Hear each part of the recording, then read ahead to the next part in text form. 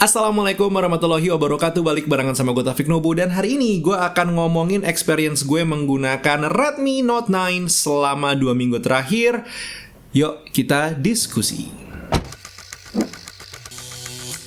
Di mata gue, Redmi Note 9 ini kayak semacam dibikin untuk merubah persepsi sedikit lah tentang seri Redmi Note series ini. Mulai dari desain yang tadinya biasanya lebih ke kotak dan juga lebih garis-garis keras, sekarang lebih luas. Desain bodi belakangnya melengkung, warnanya juga lebih playful, bentukan kamera belakang dan depan lebih 2020. Tentu tanpa melupakan DNA-nya Redmi Note series yang secara performa itu masih cukup powerful, baterainya besar, megapiksel dari kameranya banyak, dan gak ketinggalan price to performance yang bisa dibilang menarik. Gue akan mengawali pembahasan handphone ini dengan masalah kondisi fisiknya, yang menurut gue sebenarnya handphone ini masih terlalu lebar untuk selera gue. Ngingetin banget sama Redmi Note 7 dan juga Redmi Note 8. Walaupun secara desain seperti tadi gue bilang sudah lebih playful dengan lengkungan di bagian belakang. Tapi satu hal yang harus dicatat di sini, sebenarnya untuk dimensi dari Redmi Note 9 ini sendiri lebih besar, lebih panjang dan juga lebih tebal dibandingkan dengan Redmi Note 8. Jadi for them to actually achieve rasa grip di tangan yang masih sama dengan seri sebelumnya bisa dibilang lumayan sebuah prestasi. Dan kalau dilihat-lihat lebih lanjut lagi, keluhan gue untuk masalah fisik untungnya diikutin dengan peningkatan beberapa hal yang memang memerlukan dimensi handphone ini jadi lebih besar. Seperti layar. Sekarang Redmi ini menggunakan layar 6,53 inci, resolusinya FHD+, masih tetap menggunakan Gorilla Glass 5 dan klaim Xiaomi punya brightness 450 nits. Peningkatan dimensi handphone ini diikutin juga dengan peningkatan kapasitas baterai. Baterai dari Redmi Note 9 ini sekarang kapasitasnya 5020 mAh dan ini berarti memang perlu waktu sedikit lebih lama untuk ngecharge handphone ini. Dengan 18 watt fast charging bawaan handphone ini aja gue memerlukan waktu sekitar 2 jam lebih. Tapi ngabisin baterainya perlu effort. So far sekali ngecharge gue memerlukan waktu sekitar 2 hari untuk menghabiskan baterai Redmi Note 9. So that's quite impressive. But of course, yang namanya handphone, not all rainbows and unicorns. Kalau gue boleh super spesifik, kamera bump yang ada di handphone ini terlihat cukup tebal untuk selera gue, dan hasil gambar yang ada di layar handphone ini gue bisa merasakan extra sharpening khas kalau menggunakan chipset MediaTek. Dan gak cuma masalah sharpeningnya aja, untuk masalah saturasinya kalau lo menggunakan chipset MediaTek juga terasa extra punchy. That's why untuk penggunaan Redmi Note 9 ini akhirnya gue memilih menggunakan mode auto karena menurut gue itu yang saturasinya paling nyaman untuk penggunaan gue. Penggunaan lo mungkin berbeda. Menggunakan chipset MediaTek Helio G85, sebenarnya si Redmi Note 9 ini performa hariannya aman-aman aja. Kalau hanya di social media ataupun juga messaging, nggak ada masalah. Gue nggak pernah ngalamin yang namanya force close, ngehang, ataupun juga error. Tapi emang waktu loading aplikasi dari handphone ini tidak se-snappy yang gue bayangkan. Jadi begitu kebuka aplikasinya ya cepat kebukanya, tapi loading untuk mengeluarkan isi foto-foto misalkan Instagram atau mungkin tab yang ada di Chrome itu kayak seperti ada sedikit waktu. Mungkin ini cuman gue aja yang super mencari-cari, tapi ya I don't know. Mungkin buat lo nggak masalah, mungkin buat gue ini terlalu dicari-cari, tapi I just need to point this out. Untuk masalah main game sendiri, Redmi Note 9 ini melibas game-game andalan kayak misalkan Call of Duty Mobile dengan aman sebenarnya, lagi-lagi tidak ada masalah di sana. Tapi emang untuk masalah responsivitas layarnya, awal gue megang handphone ini terasa kok kayaknya kurang responsif. Jadi rasa layarnya itu agak keset. Jadi gue ini lumayan beranggapan terkait dengan anti gores bawaan yang digunakan oleh si Redmi Note 9. Karena belakangan semakin kesini semakin sering gue pakai, begitu gue main CODM, hitungannya nggak ada masalah. Secara responsivitas aman-aman aja dan juga nyaman-nyaman aja.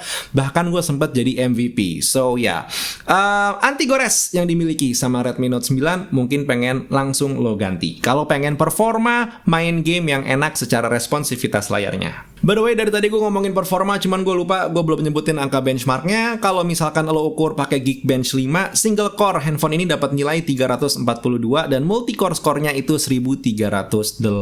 Secara software sendiri, Redmi Note 9 ini tentu udah menggunakan MIUI 11, basisnya masih Android 10. Gue belum dapat info apakah akan dapat upgrade ke MIUI 12 atau mungkin akan dapat upgrade ke Android 11, tapi kalau ngelihat track recordnya Xiaomi selama ini, harusnya sih masih bisa naik ya, karena nyokap gue yang tahun lalu pun masih menggunakan Redmi Note 5 itu masih dapat update cukup intensif. So ya, untuk masalah software harusnya kita masih aman. Satu hal yang harus gue acungin jempol dari Redmi Note 9 ini adalah penempatan fingerprint sensornya. Entah kenapa gue suka banget. Ditaruhnya di belakang, dekat sama kamera, dan ditutupi dengan baik oleh aksen warna hitam. Jadi seakan-akan fingerprint sensornya ini bagian dari kameranya itu sendiri.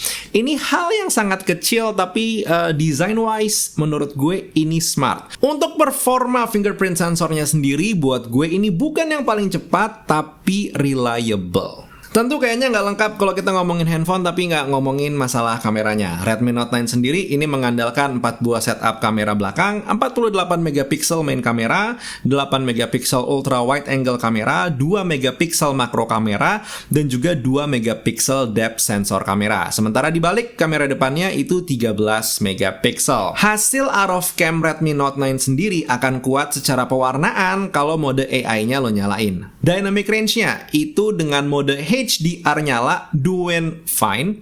Tapi kalau lo aktifkan HDR dan juga AI sekaligus, lo akan ngelihat dia lebih nge-crush di bagian shadows atau di bagian foto yang lebih gelap. Jadi silakan pilih mau gambar yang lebih terang bagian shadowsnya atau lebih berwarna out of cam. Kalau hasil foto tanpa mode HDR dan juga tanpa mode AI, menurut gue jatuhnya ya beginilah. Cuman seenggaknya jadi dasar yang lumayan oke lah untuk diedit. Hasil kamera belakang untuk penggunaan videonya seperti ini. Ini adalah hasil kamera belakangnya Redmi Note 9 dan gue lagi menggunakan kamera main lensnya atau kamera utamanya. Resolusi 1080 30 fps, image stabilization-nya itu nyala di bagian settingnya, silakan dinilai. Dilihat warnanya, suaranya gimana, dan gue tidak menunjuk ke titik fokus sama sekali. Gue sih bisa merhatiin untuk masalah exposure-nya di bagian langit terutama, dia agak naik turun ya.